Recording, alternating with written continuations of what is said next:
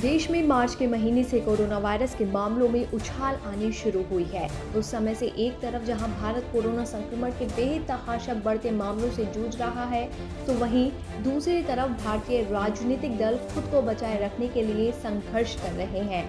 कुछ लोगों का मानना है कि कोविड-19 के मामलों में अचानक रिकॉर्ड तेजी के लिए वो राजनीतिक पार्टियां जिम्मेदार हैं, जिन्होंने कोरोना के खतरों के बावजूद विधानसभा चुनावों के मद्देनजर भीड़-भाड़ वाली रैलियां करने में कोई झिझक नहीं दिखाई और इसी वजह से मद्रास हाईकोर्ट ने चुनाव आयोग को इसका जिम्मेदार ठहराया था।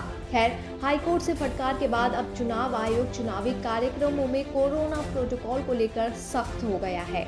जी हाँ, आयोग ने 2 मई को आने वाले 5 राज्यों के विधानसभा नतीजों पर एक आदेश दिया है। इसमें कहा गया है कि वोटों की काउंटिंग के दौरान या फिर नतीजे आने के बाद किसी तरह का जुलूस नहीं निकाला जाएगा और न ही कोई जश्न मनाया जाएगा। नतीजों के बाद कोई भी उम्मीदवार सिर्फ 2 लोगों के साथ ही अपनी जीत का सर्टिफिकेट लेने जा सकता है। आपको बता दें कि 2 मई को तमिलनाडु, केरल, पुडुचेरी, असम और पश्चिम बंगाल के विधानसभा चुनाव के परिणाम आने हैं। बंगाल में 7 चरण के चुनाव हो चुके हैं और आखिरी चरण के लिए आज वोटिंग हो रही है। बाकी राज्यों में चुनाव हो चुके हैं। दरअसल कोरोना के बिगड़ते हालात के बीच मद्रास हाईकोर्ट ने सोमवार को चुनाव आयोग को फटकार लगाई थी। चीफ जस्टिस ने तो यहां तक कह दिया था कि कोरोना की दूसरी लहर के लिए चुनाव आयोग ही जिम्मेदार है। उन्होंने आयोग को चेतावनी दी थी कि 2 मई को काउंटिंग के दिन के लिए कोविड प्रोटोकॉल बनाए जाए और उनका पालन सख्ती से किया जाए और अगर ऐसा नहीं हुआ तो हम काउंटिंग शेड्यूल को रोकने पर मजबूर हो जाएंगे।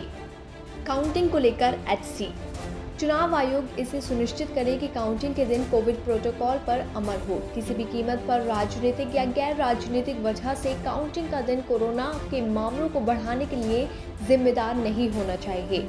या तो काउंटिंग तरीके से हो या फिर उसे टाल दिया जाए। लोगों की सेहत सबसे अहम है और ये बात परेशान करती है कि प्रशासन को इस बात की याद दिलानी पड़ती है। जब नागरिक जिंदा रहेंगे तभी वे उन अधिकारों का इस्तेमाल कर पाएंगे जो उन्हें इस लोकतांत्रिक गणराज्य में मिले हैं। आज के हालात जिंदा रहने और लोगों को बचाए रखने के लिए हैं।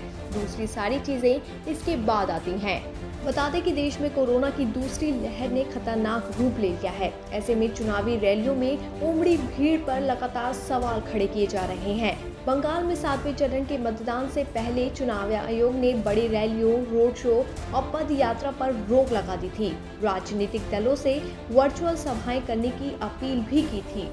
सितंबर 2020 से भारत में कोविड-19 संक्रमण के मामले धीरे धीरे ही सही लेकिन कम होने लगे थे, लेकिन फिर 2021 फरवरी में इसमें तेजी आनी शुरू हो गई और मार्च में संक्रमण इतनी तेजी से बढ़े कि पिछले साल के तमाम रिकॉर्ड्स टूट गए। फिलहाल अब देखना होगा कि काउंटिंग के दिन कितनी सख्ती बढ़ती जाती है। DBPN की रिपोर्ट।